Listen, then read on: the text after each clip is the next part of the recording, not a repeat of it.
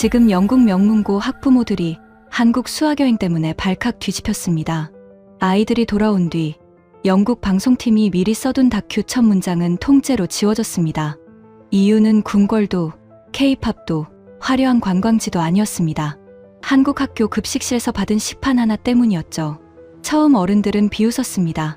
밤까지 공부시키는 나라에서 배울 게 뭐가 있느냐고. 방송팀도 이미 결론을 정해두었습니다. 경쟁에 지친 한국 교육의 이면을 찍고 돌아오면 된다고요. 그런데 서울의 한 급식실 앞에서 학생들의 발걸음이 멈췄습니다. 같은 줄, 같은 식판, 누구도 가난을 들키지 않는 전원 무료 급식, 그리고 그 식판을 촬영팀까지 직접 들게 된 순간 준비해 간 질문들이 하나씩 무너졌습니다.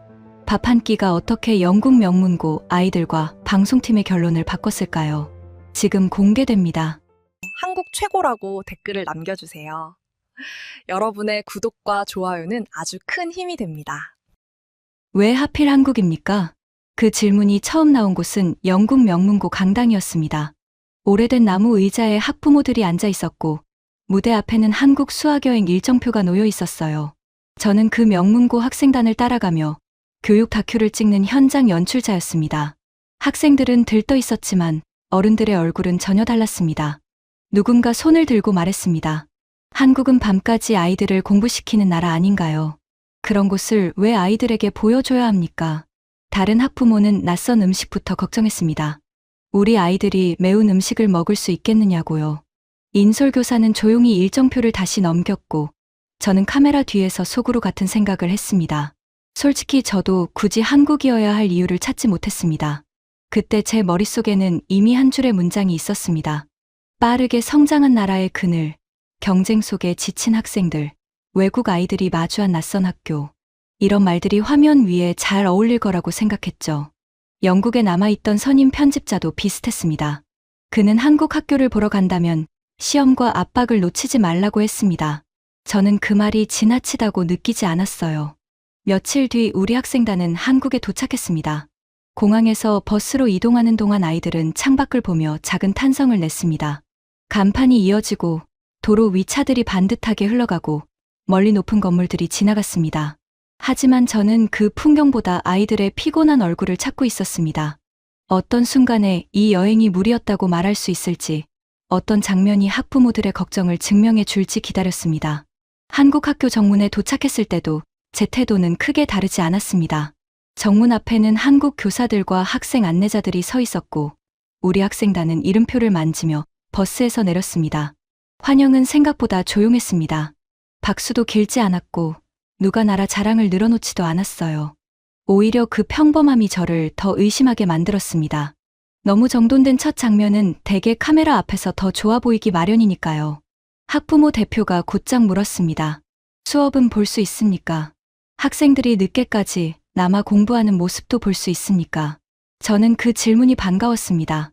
우리가 찍어야 할 중심이 바로 거기라고 믿었으니까요. 그런데 한국 인솔자는 얼굴을 굳히지 않았습니다. 길게 해명하지도 않았고 한국 교육이 얼마나 훌륭한지 말하지도 않았습니다. 그는 그냥 학교 안쪽을 가리키며 말했습니다. 먼저 점심시간을 보시면 됩니다. 저는 잠시 웃음이 나올 뻔했습니다. 점심시간이라니요. 학부모들이 묻는 건 교육의 압박이었고 인솔교사가 걱정한 건 아이들이 낯선 환경을 버틸 수 있느냐는 문제였습니다. 밥 한 끼가 무슨 대답이 될까 싶었습니다. 옆에 있던 촬영감독도 제 표정을 보고 어깨를 살짝 올렸습니다. 우리 둘 다 같은 생각이었을 겁니다. 그래도 카메라는 따라가야 했습니다. 복도에 들어서자 한국 학생 몇 명이 영국 학생들에게 말을 걸었습니다. 어색한 웃음이 오갔고 발음이 조금씩 꼬였지만 분위기는 나쁘지 않았어요. 그런데 저는 그 장면에도 쉽게 마음을 열지 않았습니다. 친절한 안내자는 어디에나 있을 수 있습니다. 짧은 환영 인사는 좋은 장면을 만들 수 있습니다. 하지만 제가 보려던 건 그런 게 아니었습니다. 한국 학교의 하루가 실제로 아이를 어떻게 밀어붙이는지 그걸 확인하고 싶었습니다. 그러는 사이 점심을 알리는 소리가 났습니다. 복도 끝에서 움직임이 생겼습니다. 한국 학생들은 누가 크게 외치지 않아도 자연스럽게 줄을 만들었고 영국 학생들도 그 사이에 섞였습니다. 이상하게도 소란스럽지 않았습니다. 뛰어가거나 밀치는 아이도 거의 없었고 식사를 하러 가는 발걸음치고는 묘하게 기대가 섞여 있었습니다. 한 영국 학생이 옆에 한국 학생에게 작게 물었습니다. 매일 학교에서 밥을 먹느냐고요. 한국 학생은 너무 당연하다는 듯 고개를 끄덕였습니다. 그 당연한 표정이 오히려 이상했습니다. 우리는 학교 점심이라는 말만 들어도 먼저 걱정부터 하는 편인데 이 아이들은 마치 가장 평범한 순서로 이동하는 것처럼 보였으니까요. 급식실로 가까워질수록 냄새가 먼저 왔습니다. 뜨거운 국물 냄새와 같이 밥 냄새, 살짝 달큰하고 고소한 볶음 냄새가 복도 안으로 흘러나왔습니다. 그 순간 학생들의 말소리가 줄었습니다. 낯설어서 겁먹은 침묵은 아니었습니다. 오히려 예상했던 학교 급식의 그림과 지금 맞는 냄새가 맞지 않아 잠시 계산이 멈춘 얼굴들이었습니다. 학부모 대표도 걸음을 늦췄습니다. 인솔교사는 눈썹을 살짝 올렸고 촬영감독은 카메라를 다시 고쳐 잡았습니다. 저는 작게 말했습니다. 여기서부터 끊지 말고 가죠. 제 말이 끝나기도 전에 앞줄의 학생들이 급식실 문 앞에서 멈췄습니다. 문 옆에는 그날의 식단표가 붙어 있었고 안쪽 배식대에서는 식판 위로 음식이 차례로 올라가고 있었습니다. 아직 아무도 한 입 먹지 않았습니다. 한국 인솔자는 여전히 설명을 아끼고 있었습니다. 그런데 영국 학생들의 얼굴이 먼저 바뀌었습니다. 촬영팀도 동시에 한 발 늦춰 섰습니다. 그 순간 저는 처음으로 알았습니다. 한국 학교가 우리에게 준비한 대답은 말이 아니라 곧 눈앞에서 지나갈 점심시간 그 자체일지도 모른다는 것을요. 문이 열리자 학생들이 먼저 본 것은 큰 장식이나 환영 문구가 아니었습니다. 식판이었습니다. 칸이 나뉜 식판 위로 따뜻한 밥이 올라가고 국이 담기고 고기 반찬과 나물, 김치, 과일이 차례로 놓였습니다. 옆 벽에는 식단표가 붙어 있었고 알레르기 표시와 영양 정보가 작은 글씨로 정리되어 있었습니다. 우리 학생들은 줄을 서기도 전에 서로 얼굴을 바라봤습니다. 한 아이가 아주 조심스럽게 물었습니다. 이거 우리 때문에 준비한 음식인가요? 또 다른 아이는 배식대를 보며 중얼거렸습니다. 학교 점심이 이렇게 나온다고요. 그 목소리에는 불평이 아니라 믿기 어렵다는 웃음이 섞여 있었습니다. 저는 그 반응을 이해했습니다. 제가 영국 사람이라 더 잘 알죠. 우리는 학교 점심이라는 말을 들으면 맛보다 마음의 준비를 먼저 하는 편이니까요. 한국 학생들은 그런 우리를 보며 살짝 웃었습니다. 놀릴 생각은 없어 보였습니다. 그저 매일 받는 식판을 오늘도 받는 얼굴이었습니다. 한 한국 학생은 영국 학생에게 김치는 조금만 받아도 괜찮다고 알려주었고 다른 학생은 국그릇을 어디에 놓는지 손짓으로 보여주었습니다. 손님을 모시는 특별한 의식이 아니라 옆자리 친구에게 식당 이용법을 알려주는 정도의 자연스러움이었습니다. 첫 숟갈은 가장 말이 많던 학생이 떴습니다.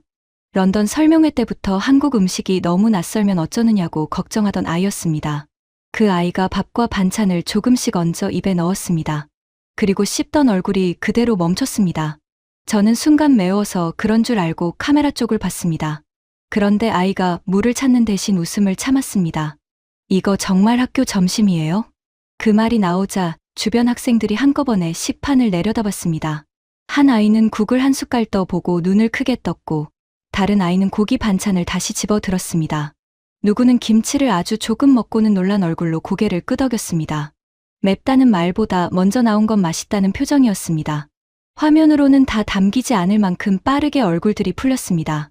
그때 촬영 감독이 제 팔을 툭 쳤습니다. 우리도 먹어봐야 하는 것 아닙니까? 저는 처음에는 웃었습니다. 촬영 중에 제작진이 줄에 서는 일은 흔하지 않으니까요.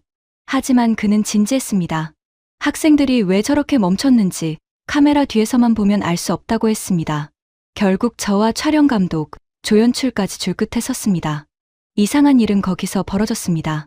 우리에게 따로 접시를 내주지 않았습니다. 손님용 음식을 꺼내지도 않았습니다. 우리는 학생들과 같은 줄에서 같은 식판을 받았습니다.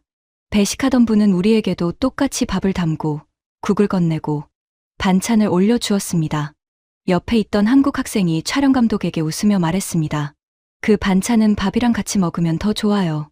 촬영 감독은 자리에 앉자마자 한 입을 먹었습니다. 그리고 카메라를 잡던 손으로 식판을 다시 봤습니다. 그 표정 때문에 제가 웃음을 참지 못했습니다. 그는 낮은 목소리로 말했습니다. 우리 학교 때 점심이 이렇게 나왔다면 저는 결석을 덜 했을지도 모릅니다. 조롱하려는 말이 아니었습니다.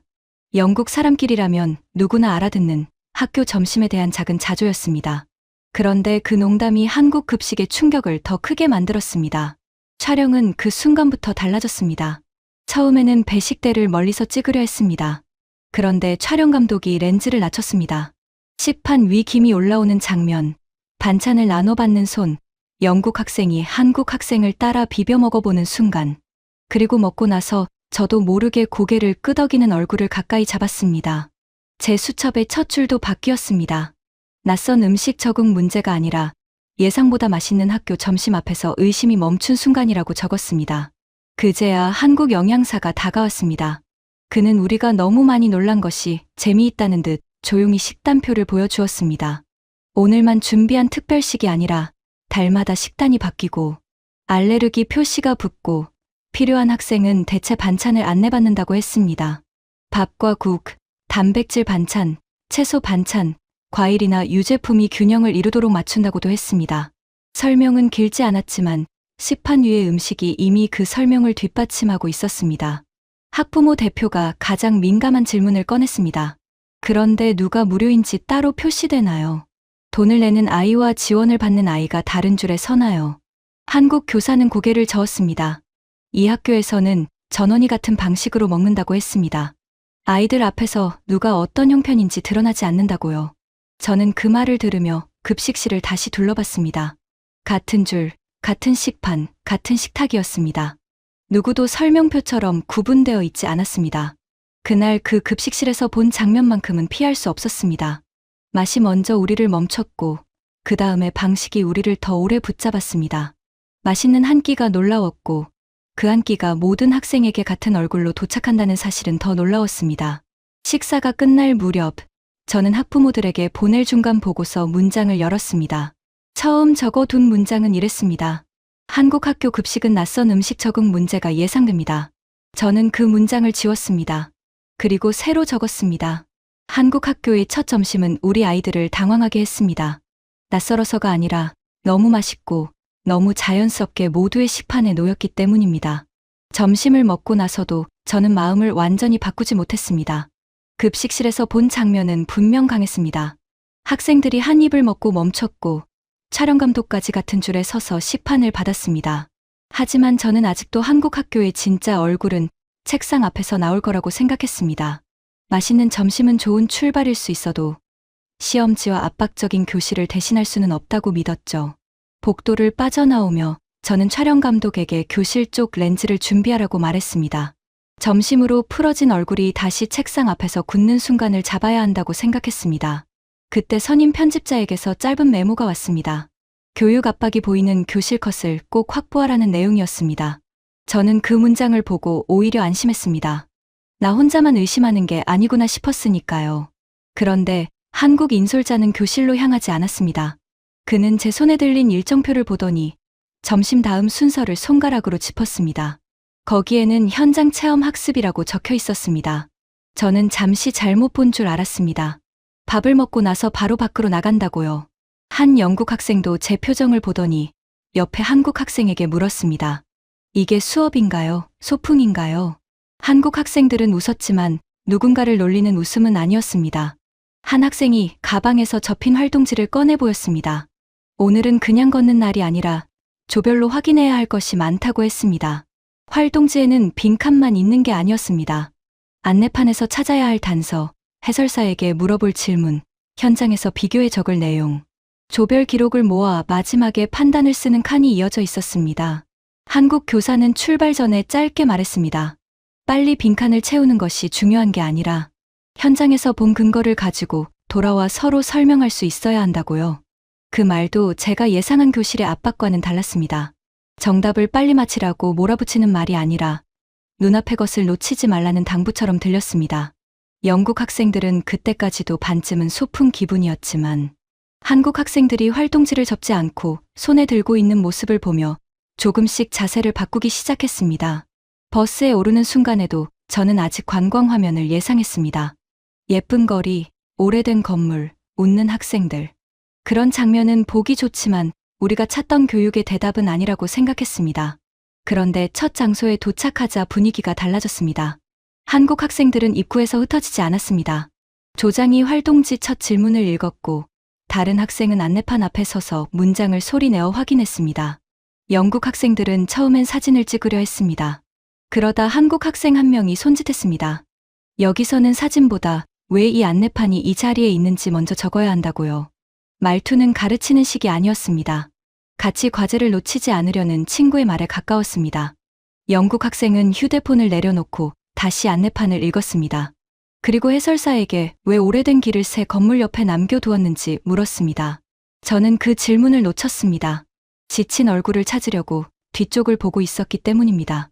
촬영 감독도 급히 카메라를 돌렸습니다. 우리가 예상한 건 학생들이 오래 걸어서 집중력을 잃는 장면이었는데 실제로는 질문이 너무 빨리 나와서 따라잡기 어려웠습니다. 한 조는 전시장 앞에 설명문을 두고 서로 다른 답을 적었다가 다시 현장 직원에게 확인했고, 다른 조는 지도 위에 이동 동선을 표시하며 왜 이 장소가 교과서의 문장으로만 남지 않는지 토론했습니다. 영국 인솔교사는 처음에는 아이들이 금방 지칠까봐 걱정하는 눈치였습니다. 그런데 시간이 지나도 아이들은 뒤처지지 않았습니다. 오히려 한국 학생들이 멈춰서면 영국 학생들도 같이 멈췄고, 안내판을 읽다가 모르는 부분이 나오면 바로 옆 사람에게 물었습니다. 한 학생은 해설사의 설명이 끝나자마자 방금 말한 내용을 활동지에 그대로 적어도 되느냐고 물었습니다. 한국 학생은 고개를 저으며 들은 말을 그대로 옮기는 것보다 우리가 왜 놀랐는지를 같이 적자고 했습니다. 그 말에 영국 학생은 다시 연필을 들었습니다. 가장 인상적인 순간은 학생들이 지루해하지 않았다는 점입니다. 오히려 재미있어서 더 묻고 있었습니다. 처음에 소풍이냐고 묻던 영국 학생은 활동지 아래쪽 빈 공간에 새 질문을 적고 싶다고 했습니다. 왜 어떤 도시는 오래된 것을 없애지 않고 사람들 생활 속에 남겨두느냐는 질문이었습니다. 한국 학생은 그 질문을 보고 고개를 끄덕이며 이어질 동선에서 비교해보자고 했습니다. 그때 저는 카메라가 아이들의 얼굴만이 아니라 손끝을 찍어야 한다고 느꼈습니다. 활동지 위에 새 질문이 생기고 안내판 앞에서 고개가 다시 들리고 해설사의 대답을 놓치지 않으려고 수첩을 펼치는 손. 그 장면들이 제가 준비한 압박적인 교실보다 훨씬 생생했습니다. 교실 밖이라고 해서 수업이 흐려진 것이 아니었습니다. 오히려 아이들은 현장에서 답을 붙잡기 위해 더 바빠졌습니다. 돌아오는 길에 저는 촬영표를 다시 꺼냈습니다. 앞쪽에는 시험지와 압박적인 교실이라고 적혀 있었습니다. 저는 그 줄을 한참 보다가 뒤쪽으로 밀었습니다. 그리고 그 위에 현장 체험 학습, 활동지, 안내판, 해설사 질문, 조별 기록이라고 새로 적었습니다. 자존심이 상하지 않았다면 거짓말입니다. 하지만 현장은 제 의심보다 빨랐습니다. 우리는 교실에 침묵을 찍으러 왔지만 그날 카메라는 밖에서 더 크게 배우는 학생들을 따라가고 있었습니다. 현장 체험 학습의 다음 동선은 역사 전시 공간으로 이어졌습니다. 버스에서 내리기 전 조연출이 제 옆으로 다가와 낮게 말했습니다. 급식 장면은 좋지만 너무 반듯해서 복지 홍보처럼 보일 수 있습니다. 한국이 보여주고 싶은 장면만 골라 보여준 것처럼 보이면 곤란하다는 뜻이었습니다. 저도 그 말을 부정하지 못했습니다. 맛있는 급식, 친절한 학생들, 정리된 식단표, 편집에 따라서는 너무 매끈한 화면이 될 수 있었으니까요. 그래서 저는 전시장 문을 지나며 마음을 다시 차갑게 먹었습니다. 이번에는 설명보다 아이들이 멈추는 지점을 보자고 촬영 감독에게 말했습니다. 한국 인솔자는 우리를 설득하려 하지 않았습니다. 그는 학생들에게 천천히 보라며 점심시간에 떠오른 질문이 있다면 활동지 한쪽에 같이 적어보라고 했습니다. 칭찬도 자랑도 없었습니다. 그 조용함 때문에 오히려 전시장 안의 공기가 더 무겁게 느껴졌습니다. 안쪽에는 전쟁의 사진이 있었습니다. 피란 길에 오른 가족들, 천막처럼 만든 임시 교실, 낡은 책가방과 찌그러진 도시락, 무너진 건물 옆에서 다시 수업을 시작한 아이들의 기록이 이어졌습니다. 가난과 재건의 흔적은 유리장 안에만 갇혀 있지 않았습니다. 벽면의 사진 속 아이들은 너무 작았고, 책상은 너무 낮았고, 도시락통은 이상할 만큼 가벼워 보였습니다. 한쪽에는 오래된 교실을 재현한 공간이 있었습니다. 나무 책상 위에는 다른 공책과 짧아진 연필이 놓여 있었고, 벽에는 피란 중에도 수업을 이어갔다는 설명이 붙어 있었습니다. 저는 그 앞에서도 처음에는 좋은 전시 구성이라고만 생각했습니다. 하지만 학생들은 그렇게 빨리 지나가지 않았습니다. 한 영국 학생이 도시락통을 가리키며 저 안에 매일 무엇이 들어 있었느냐고 물었고, 한국 학생은 대답하기 전에 안내문을 다시 읽었습니다. 늘 충분하지 않았다는 문장을 찾은 뒤에야 그는 조용히 고개를 들었습니다. 영국 학생들은 처음엔 말을 아꼈습니다. 급식실에서 장난스럽게 웃던 아이들도 여기서는 발걸음을 늦췄습니다. 한 학생은 낡은 책가방 앞에서 오래 서 있었고, 다른 학생은 임시 교실 사진을 보며 활동지에 아무것도 쓰지 못했습니다. 그러다 점심시간에 가장 먼저 학교 급식이 정말 맞느냐고 물었던 학생이 손을 들었습니다. 그는 전시 설명을 다시 읽고 한국 교사를 바라보며 조심스럽게 말했습니다. 이렇게 힘든 시간을 겪은 나라가 어떻게 지금은 모든 학생에게 이런 급식을 주나요? 그 질문이 나온 순간 제 머릿속에는 점심의 맛보다 줄이 먼저 떠올랐습니다. 뜨거운 국과 반찬도 기억났지만 더 선명한 것은 같은 줄이었습니다. 누구도 따로 불리지 않았고 누구의 형편도 식판 앞에서 드러나지 않았습니다. 조금 전까지만 해도 저는 그 장면을 운영이 잘 된 급식으로만 보았습니다. 그런데 전쟁과 피란, 가난의 기록 앞에서는 같은 줄과 구분되지 않는 식탁이 전혀 다른 크기로 보였습니다. 한국 교사는 오래 말하지 않았습니다. 그는 배고픔이 공부보다 먼저 오는 시절이 있었고, 도시락을 못 가져오는 일이 아이에게는 오래 남는 부끄러움이 되기도 했다고 했습니다. 그래서 아이 밥은 특별한 행사가 아니라 평범한 일상처럼 도착해야 한다고 말했습니다. 그 말에는 한국이 대단하다는 연설이 없었습니다. 오히려 배고픔과 부끄러움의 기억 때문에 다음 아이 앞에서는 그런 표시가 남지 않아야 한다는 조용한 다짐에 가까웠습니다. 그 대답 뒤에 한국 교사는 더 설명하지 않았습니다. 대신 학생들에게 다시 전시물을 보게 했습니다. 저는 그 절제가 좋았습니다. 만약 그가 긴 자랑을 시작했다면 우리는 다시 의심했을 겁니다. 그러나 그는 과거의 배고픔을 큰 구호로 바꾸지 않았습니다. 아이가 점심시간에 줄 앞에서 작아지지 않게 하는 일, 그 정도의 문장으로만 남겼습니다. 그래서 오히려 방금 먹은 식판이 더 또렷해졌습니다. 저는 다시 급식실을 떠올렸습니다. 맛은 분명했습니다.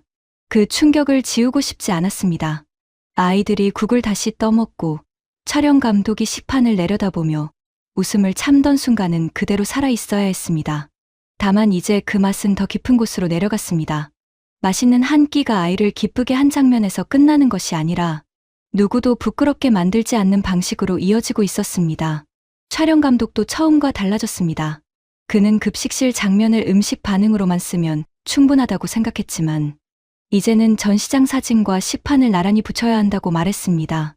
저는 고개를 끄덕였습니다. 맛이 약해진 것이 아니었습니다. 오히려 맛있어서 먼저 열린 장면이 역사 공간을 지나며 더 멀리 이어진 것이었습니다. 학생들이 잘 먹었다는 반응만으로는 이제 부족했습니다. 왜 그 밥이 모두에게 같은 얼굴로 도착해야 하는지까지 화면이 따라가야 했습니다. 학생 인터뷰도 달라졌습니다. 전시장을 나오며 제가 급식이 어땠느냐고 묻자 한 영국 학생은 처음엔 그냥 맛있었다고 말하려 했다고 했습니다. 그러다 그는 잠시 멈췄습니다. 그리고 손에 들고 있던 활동지를 보며 대답을 고쳤습니다. 지금 더 기억나는 건 아무도 따로 불리지 않았던 줄이라고요. 맛있어서 놀랐는데 나중에는 그 줄이 더 오래 남았다고 했습니다. 조연출도 그 대답을 듣고 아무 말 없이 수첩을 넘겼습니다. 아까 적어둔 복지 홍보처럼 보일 수 있음이라는 문장이 보였습니다. 저는 그 옆에 새 판단을 덧붙였습니다. 역사 공간을 지난 뒤 급식은 홍보 화면이 아니라 세대의 기억을 아이의 일상으로 바꾼 장면으로 보인다고요. 그리고 마지막 줄에 이렇게 적었습니다. 식판의 맛이 문을 열었고 같은 줄과 구분되지 않는 식탁이 그 의미를 끝까지 붙잡았다. 역사 전시 공간을 나온 뒤에도 학생들은 쉽게 떠들지 못했습니다. 조금 전까지 식판과 오래된 도시락 사이를 오가던 질문이 버스 안에 그대로 남아 있었죠. 저는 그 침묵을 나쁘게 보지 않았습니다. 그런데 버스가 다음 야외 동선으로 움직이기 시작하자 앞유리에 굵은 빗방울이 먼저 부딪혔습니다. 처음에는 지나가는 비라고 생각했습니다. 하지만 길 위의 색이 순식간에 짙어지고 학생들이 창문 쪽으로 고개를 돌리는 동안 빗줄기는 더 굵어졌습니다. 영국 인솔교사는 일정표를 접으며 저를 바라봤습니다. 이제 버스 안에서 기다리거나 다음 일정을 포기하거나 아이들에게 조용히 대기하라고 말해야 할 순간처럼 보였습니다.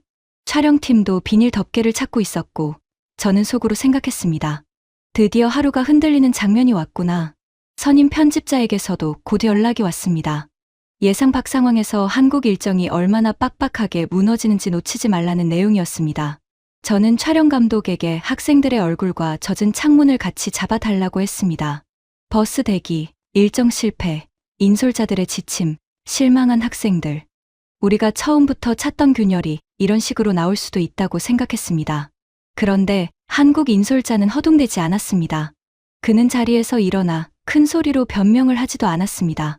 휴대폰을 꺼내 근처 공공도서관과 복합문화공간을 확인하더니 화면을 확대해 예약 가능 시간과 대기 상태, 남은 좌석을 차례로 보았습니다. 옆에 한국 교사는 학생들의 활동지를 걷지 않고 비가 그칠 때까지 이어서 할 수 있는 자료 과제를 표시했습니다. 잠시 뒤 인솔자는 기사님에게 새 목적지를 말했고 학생들에게는 짧게 알렸습니다. 야외 일정은 뒤로 미루고 먼저 근처 공공공간에서 이어가겠습니다. 저는 그 말을 듣고도 아직 의심했습니다. 비를 피할 건물을 찾는 일과 하루를 회복하는 일은 다르니까요. 하지만 건물 입구에 도착하자마자 카메라는 다시 방향을 잃었습니다. 문 앞에는 큰 디지털 안내판이 있었고 오늘의 전시와 프로그램 시간, 빈 좌석, 대기 번호, 층별 동선이 한 화면에 정리되어 있었습니다. 바로 옆 무인 안내 기계에서는 한국 학생이 손가락으로 층을 눌러 자료실 위치와 조별 이용 가능한 공간을 확인했습니다. 영국 학생들은 우산을 접기도 전에 화면 앞으로 모였습니다. 한 학생은 한국 학생의 휴대폰을 들여다보며 모바일 예약 완료 표시와 대기 순서를 확인했습니다. 다른 학생은 안내판에 뜬 실시간 좌석과 혼잡도를 보고 조원들을 둘로 나누었습니다. 지금 바로 들어갈 수 있는 공간에는 자료 조사 조각하고 대기가 필요한 공간은 조금 뒤에 이동하자는 시기였습니다. 버스 안에서 기다리라는 지시를 예상하던 아이들이 어느새 자기 손으로 시간을 다시 나누고 있었습니다. 안쪽으로 들어가자 비 때문에 비어버릴 뻔한 시간이 더 이상 빈칸처럼 보이지 않았습니다. 학생들은 전자자료 검색대 앞에서 역사 전시와 연결되는 신문 자료를 찾았고 화면에 나온 위치 번호를 따라 서가로 움직였습니다. 필요한 책은 무인 대출 기기에서 직접 확인했고 이미 반납된 자료는 무인 반납함 옆 화면에서 다시 검색했습니다. 충전 좌석에 앉은 학생은 젖은 가방에서 충전선을 꺼내 휴대폰을 꽂았고 옆자리 학생은 무료 와이파이에 접속해 활동지 사진을 조원에게 보냈습니다. 저는 그때까지도 시설을 찍는다고 생각하고 싶지 않았습니다. 반짝이는 기계를 길게 나열하는 화면은 재미가 없으니까요. 그런데 카메라 안에서 중요한 것은 기계가 아니라 학생들의 동작이었습니다. 손에 든 화면을 확인하고 번호를 보고 자리를 찾아 앉고 자료를 검색하고 다시 조원에게 알려주는 손짓. 비가 만든 공백이 그 동작들 사이에서 조금씩 메워지고 있었습니다. 화장실을 다녀온 영국 학생 한 명은 돌아오자마자 작게 감탄했습니다. 공공시설인데 이렇게 깨끗하냐고요. 곧이어 창가 안내판에는 비가 약해지는 시간과 주변 교통 정보가 함께 떴습니다. 버스 도착 정보까지 표시되자 영국 인솔교사는 믿기 어렵다는 듯 화면을 한참 보았습니다. 우리는 보통 이런 날이면 한 장소에서 오래 기다리거나 일정을 잘라내는데 여기서는 다음 이동까지 이미 계산되고 있었습니다. 가장 놀라운 것은 그 공간이 외국 학생단을 위해 마련된 무대처럼 보이지 않았다는 점입니다. 옆자리에는 지역 학생들이 조용히 과제를 하고 있었고 아이를 데려온 가족은 같은 무인 안내 기계에서 어린이 프로그램을 확인했습니다. 어르신 한 분은 전자자료 검색대 옆에서 직원에게 작은 도움을 받고 있었습니다. 우리만 특별히 안내받는 것이 아니라 모두가 같은 안내판과 같은 번호와 같은 좌석 정보를 쓰고 있었습니다. 그때 처음에 창밖만 보던 영국 학생이 제 옆에서 말했습니다. 한국은 미래에서 사나요? 저는 그 말을 과장된 농담으로 넘기지 못했습니다. 그 아이가 본 것은 번쩍이는 미래가 아니었습니다. 비가 오자 멈춰야 할 하루가 휴대폰의 예약 화면, 입구의 안내판, 무인 안내 기계, 자료 검색대, 충전 좌석, 교통정보 사이에서 다시 움직이는 장면이었습니다. 저는 촬영표를 꺼냈습니다. 선임 편집자의 지시를 받아 적어둔 줄에는 일정 실패, 학생 대기, 비로 인한 혼란이라는 말이 있었습니다. 저는 그 줄을 한참 보다가 지웠습니다. 그리고 새로 적었습니다. 공공 인프라가 학생의 하루를 이어붙인 장면. 쓰고 나서도 저는 잠시 손을 멈췄습니다. 한국을 칭찬하려고 만든 문장이 아니라 카메라가 이미 그렇게 찍고 있었기 때문입니다. 비가 잦아들 무렵 학생들은 다시 버스에 올랐습니다. 활동지는 젖지 않았고 질문은 끊기지 않았고 다음 이동 시간도 이미 안내판에서 확인된 뒤였습니다. 저는 창밖에 젖은 도로를 보며 인정할 수밖에 없었습니다.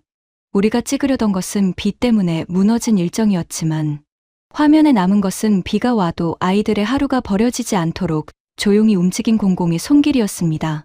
그날 저녁 숙소로 돌아가는 길에 버스가 다시 학교 주변을 지났습니다. 낮에는 급식실과 활동지와 비를 피한 공공공간 때문에 제 촬영표가 여러 번 바뀌었지만 밤에 교문 앞에서는 마음이 다시 단단해졌습니다. 불 켜진 창문과 늦게 나오는 학생들. 솔직히 말하면 저는 바로 그 장면이 한국 교육 압박의 증거가 될 수 있다고 생각했습니다. 촬영 감독에게도 같은 말을 했습니다. 밝은 교실 창문과 어두운 도로를 한 화면에 잡아달라고요. 학생들이 피곤한 얼굴로 나오고 우리는 그것을 런던의 학부모들에게 보여줄 수 있을 거라고 예상했습니다. 낮에 좋은 장면들이 아무리 강해도 밤늦게까지 아이가 학교에 남아있다면 질문은 다시 차가워질 수밖에 없었습니다. 그때 영국 인솔 교사가 제 옆자리에서 물었습니다. 이 시간에 끝나면 아이들은 어떻게 돌아가나요? 거의 동시에 학부모 대표에게서도 연락이 왔습니다. 밤에 학교 주변을 나서는 아이들을 누가 확인하느냐는 질문이었습니다. 저는 그 질문이 정당하다고 느꼈습니다. 그래서 카메라를 내리지 않았습니다. 다만 늦게 공부하는 장면을 자랑처럼 찍을 생각도 없었습니다. 우리가 확인해야 할 것은 그 시간이 끝난 뒤 길 위에서 무슨 일이 일어나는가였습니다. 교문 앞에는 흰 불빛이 고르게 퍼져 있었습니다. 학생들이 한꺼번에 쏟아져 나오지는 않았습니다. 몇 명씩 방향이 비슷한 친구들끼리 모여 나왔고 학교 관계자로 보이는 어른이 입구 옆에서 학생들의 얼굴과 연락 여부를 확인하고 있었습니다. 한 학생은 휴대폰 화면을 들어 보이며 고개를 끄덕였고 다른 학생은 친구와 함께 정류장 쪽으로 걸어갔습니다. 저는 처음에 지친 얼굴만 찾고 있었습니다. 그런데 화면 안에는 얼굴보다 먼저 물건들이 들어왔습니다. 정류장 전광판에는 버스 도착 정보가 떠 있었고 지하철 방향을 알려주는 표지판에는 마지막 이동 동선이 선명했습니다. 길 건너편 편의점과 가게 불빛은 꺼지지 않았고 횡단보도 앞에서는 친구 둘이 서로의 가방끈을 잡아주며 신호를 기다렸습니다. 인솔 교사의 휴대폰에는 우리 학생단의 숙소 도착 확인 알림이 올라왔고 한국 교사의 화면에도 보호자와 주고받은 짧은 확인 문장이 보였습니다. 영국 학생 한 명이 그 장면을 보다가 조용히 물었습니다. 늦게 끝나면 혼자 흩어지는 건가요? 그 질문을 듣는 순간 저는 카메라가 찾던 답이 조금 빗나가고 있다는 것을 느꼈습니다. 우리가 잡으려 한 것은 압박의 표정이었지만 화면은 교문에서 정류장까지 이어지는 동선과 확인을 따라가고 있었습니다. 한국 교사는 늦은 공부가 힘들지 않다고 말하지 않았습니다. 오히려 피곤한 날이 있고 학생마다 집으로 돌아가는 방식도 다르다고 했습니다. 그러고는 교문 옆에서 마지막까지 남아있던 학생들을 가리켰습니다. 방향이 같은 친구끼리 같이 나가고 버스나 지하철 시간을 확인하고 보호자에게 도착 연락을 보내며 멀리 가야 하는 학생은 따로 살핀다고 했습니다. 설명은 짧았지만 화면 속 행동과 맞물려 있었습니다. 그 말이 길 위의 장면과 따로 놀지 않는다는 점이 중요했습니다. 모든 곳이 같다고 말하려는 것은 아니지만 그날 우리가 본 학교 주변에서는 길이 완전히 끊겨 있지 않았습니다. 그 뒤로 카메라는 결론을 서두르지 않고 동선을 따라갔습니다.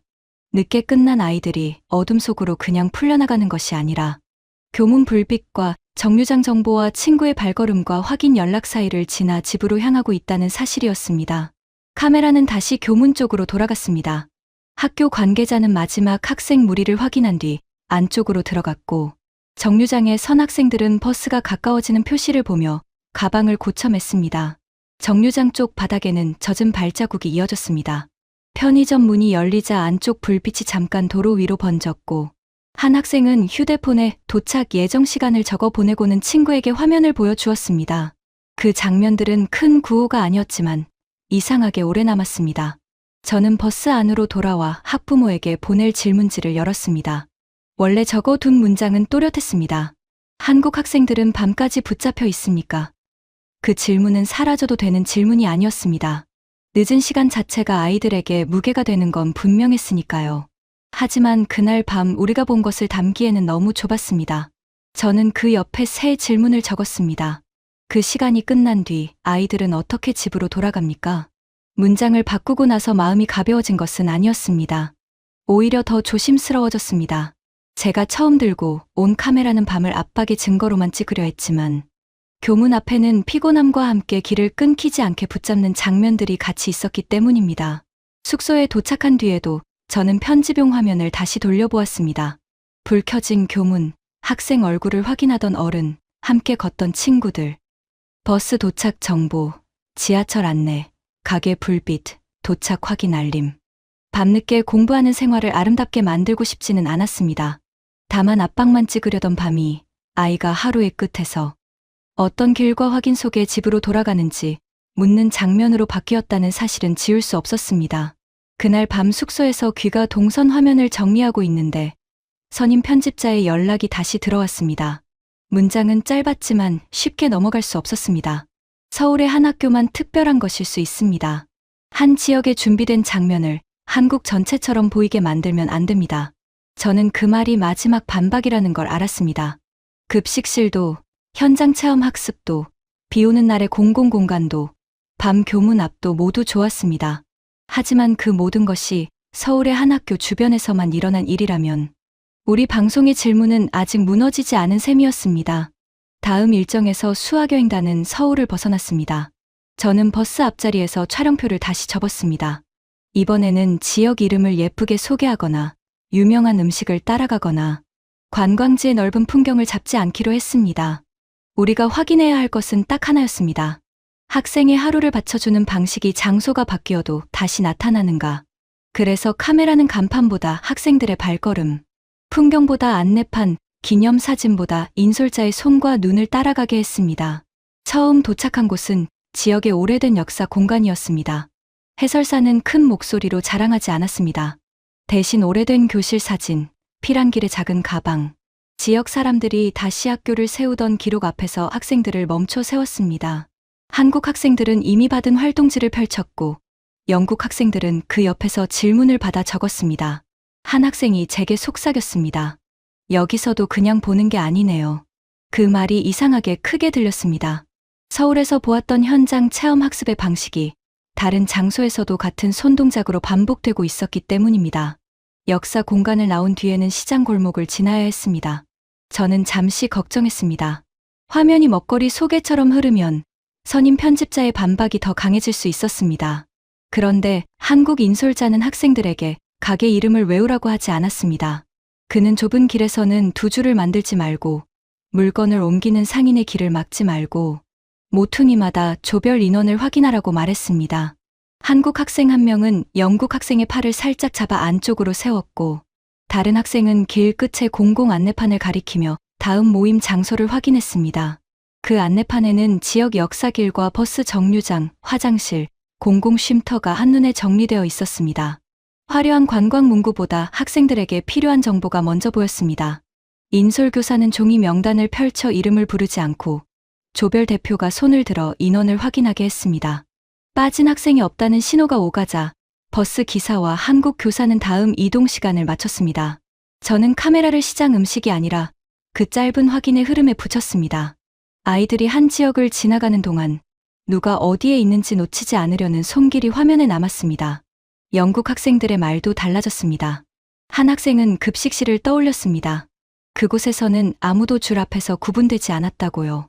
다른 학생은 비 오는 날의 예약 화면과 안내판을 떠올렸습니다. 일정이 망가진 줄 알았는데 도시가 아이들을 다른 공간으로 옮겨줬다고 했습니다. 또 다른 학생은 밤 교문 앞을 말했습니다. 늦은 시간이 좋다는 뜻이 아니라 그 뒤에 정류장과 확인 연락이 붙어 있었다고요. 장소는 달라졌는데 아이들의 기억은 자꾸 같은 방향으로 모였습니다. 저는 그 대답들을 들으며 선임 편집자의 문장을 다시 떠올렸습니다. 한 학교만 특별한 것일 수 있습니다.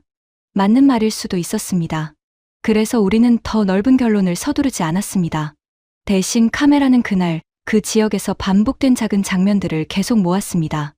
활동지를 접지 않는 학생, 시장 골목에서 서로 안쪽으로 비켜 서는 손, 공공 안내판 앞에서 다음 동선을 확인하는 눈, 인솔자가 조별 신호를 받은 뒤에야 움직이는 버스. 이것들은 거창한 구호가 아니었지만 한 학교의 울타리 안에만 갇혀 있지도 않았습니다. 돌아오는 버스 안에서 저는 인터뷰 질문지를 꺼냈습니다. 원래 맨 위에는 한국 학생들은 경쟁 때문에 지치지 않나요? 라는 질문이 있었습니다. 출발 전부터 우리가 들고 온 문장이었고 선임 편집자가 가장 좋아하던 질문이었습니다. 그런데 그 문장을 먼저 묻기에는 오늘의 화면이 너무 많이 쌓여 있었습니다. 저는 그 문장을 아래로 밀었습니다. 그리고 첫 줄에 새로 적었습니다. 한국에서 아이의 하루를 지탱하는 장면은 무엇이었나요? 질문 하나를 바꾸자 인터뷰의 공기가 달라졌습니다. 영국 학생들은 더 이상 한국을 한 단어로 판단하려 하지 않았습니다.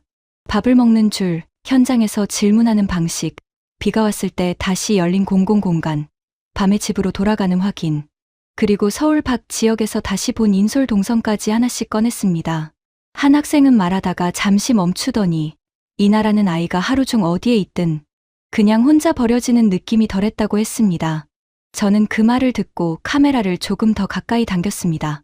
숙소에 도착한 뒤 학부모에게 보낼 보고서 표지도 다시 열었습니다. 거기에는 한국 교육 압박 현장 방문이라는 제목이 남아 있었습니다. 저는 펜을 들고 그 문장을 천천히 그었습니다. 종이 위에 검은 선이 2번 지나갔고 잉크가 마르기도 전에 새 제목을 적었습니다. 한국 학생의 하루를 지탱하는 장면들. 이상하게도 그 제목은 칭찬처럼 보이지 않았습니다. 오히려 우리가 처음부터 잘못 물었던 질문을 인정하는 문장처럼 보였습니다.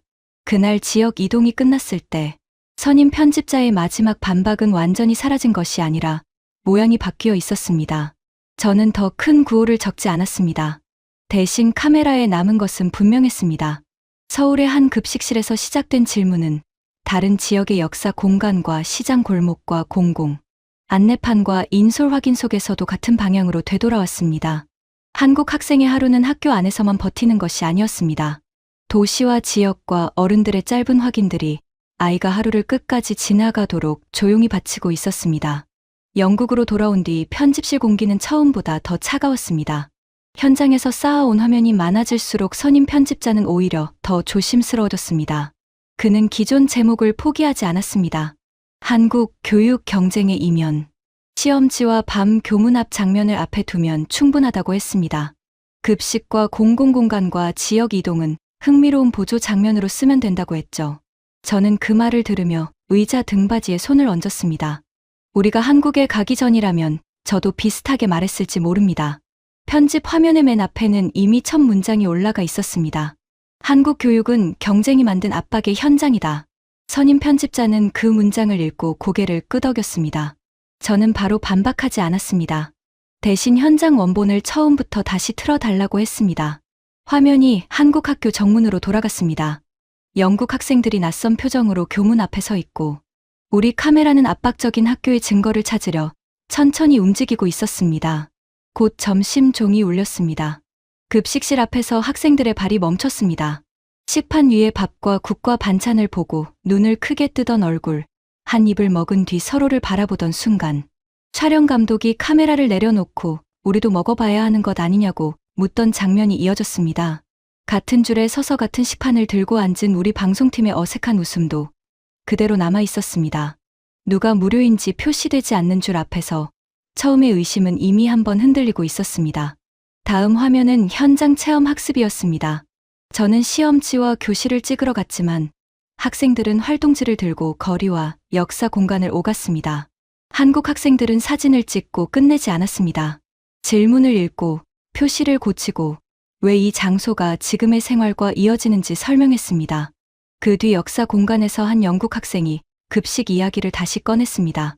그렇게 어려운 시간을 겪은 나라가 왜 지금은 아이들의 밥을 이렇게 챙기는지 묻던 목소리가 편집실 스피커에서 흘러나오자 회의실 안의 손들이 조금씩 멈췄습니다. 비 오는 날의 화면이 이어졌습니다. 젖은 버스 창문, 실망한 학생들, 그리고 한국 인솔자가 휴대폰으로 예약 가능 시간과 대기 상태를 확인하던 손, 입구에 큰 안내판, 무인 안내 기계, 실시간 좌석 정보, 전자자료 검색대, 충전 좌석, 교통과 날씨 안내가 차례로 올라왔습니다. 선임 편집자는 처음에는 팔짱을 끼고 있었지만 학생들이 버스 안에서 기다리는 대신 자료를 찾고 다음 동선을 확인하는 장면에서 팔을 풀었습니다. 비가 일정을 망가뜨린 것이 아니라 다른 길을 열어주는 화면이었습니다. 밤 교문 앞 장면에서는 회의실이 더 조용해졌습니다. 우리는 압박의 증거를 찍으려 했습니다. 늦게 나오는 학생들, 불 켜진 창문, 어두운 도로. 그런데 원본에는 그 뒤가 함께 찍혀 있었습니다. 교문 옆에서 학생들을 확인하던 어른, 친구끼리 정류장으로 걸어가는 발걸음, 버스 도착 정보, 지하철 방향 안내, 가게 불빛, 도착 확인 메시지. 늦은 시간이 사라진 것은 아니었습니다. 다만 화면은 그 시간이 끝난 뒤 아이가 어떤 길을 지나 집으로 가는지도 묻고 있었습니다. 마지막으로 서울 밖 지역 이동 화면을 올렸습니다.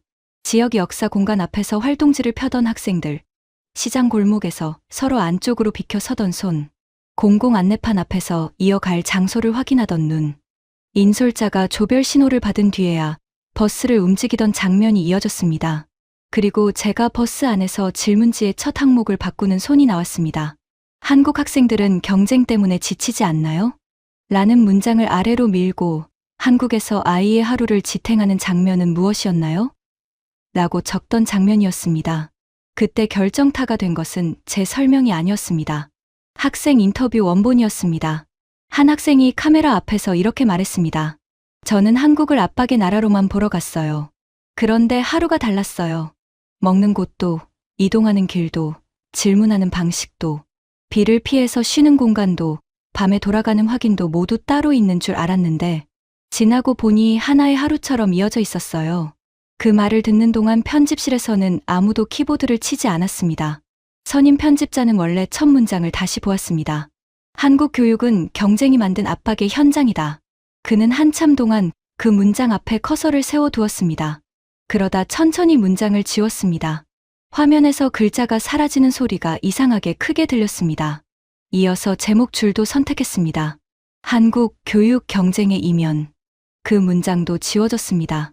회의실에는 박수 대신 키보드 소리만 남았습니다. 편집 화면의 순서가 바뀌었습니다. 압박을 증명하려던 장면들이 뒤로 물러나고 아이의 하루를 따라간 장면들이 앞으로 올라왔습니다. 새 첫 문장은 오래 걸려 올라왔습니다. 우리는 압박을 찍으러 갔지만 한 나라가 아이의 하루를 끝까지 놓지 않는 방식을 먼저 보았다.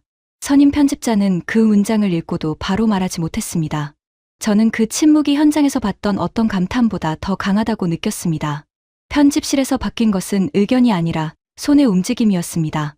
원래 문장을 지우고 화면 순서를 바꾸고 학생 인터뷰를 앞에 두는 실제 행동이었습니다. 며칠 뒤 학부모 회의에서 학생 보고서가 회수되었습니다. 처음 가장 크게 왜 하필 한국이냐고 묻던 학부모 대표가 표지를 넘기다 멈췄습니다. 예전 제목은 지워져 있었고 새 제목 아래 첫 문장이 놓여 있었습니다. 그는 학생 얼굴을 보고 보고서를 다시 보고 입을 열었다가 닫았습니다. 저는 그 순간 카메라를 조금 늦게 내렸습니다. 출발 전 우리 질문은 왜 한국인가였습니다. 마지막에 남은 질문은 완전히 달라져 있었습니다. 왜 이 나라는 아이의 하루를 이렇게까지 챙기는가?